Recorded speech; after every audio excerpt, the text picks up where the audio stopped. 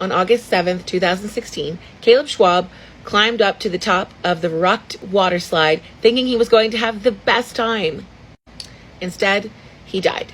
And what followed was media frenzy, a look through two men who definitely never should have ever been making roller coasters, and a change to the laws in America on how we make these rides. It all starts in 2009 in Kansas City, Kansas at the Schlitterbahn Water Park.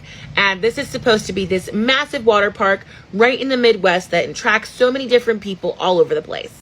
They had this massive multi-phase plan with 12 different water attractions, 3 restaurants, multiple shops. Then after that, they were going to add the Schlitterbahn Vacation Village Resort to encourage people to come from across the country. And the plan was going well for a couple of years. And in 2012, they decided that they wanted to have the world's tallest and fastest water slide, verrückt, which means crazy in German.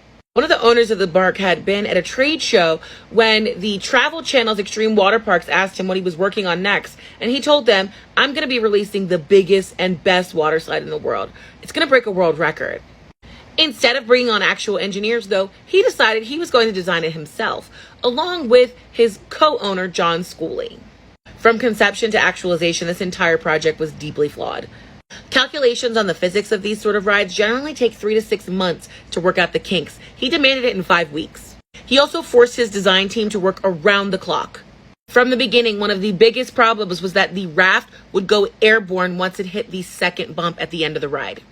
There's loads of footage on YouTube of 110-pound sandbags flying out of the ride or the ride itself going airborne.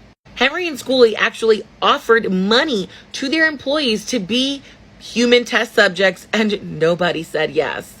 So they hired a safety consultant to review it. The consultant said that this ride was unfinished and unsafe, but once complete, he recommended that it would have 16 or olders be the only people riding. Henry determined that it should be 14, and then just before the ride opened, he dropped all age requirements. The ride was open for under 1 month before there were 14 injuries and the death of Caleb Schwab. Schwab's father was a state senator, and he immediately looked into why this was even possible to have happen. So they changed the laws to say that these sort of companies can't self-inspect, and that all state amusement parks had to be regularly inspected by the state. Schlitterbahn agreed to demolish the ride immediately. The Schwab family then settled with the ride owners for $20 million the following year in 2017. Then in 2018, indictments came down against both of the owners. A criminal trial began in October of 2018.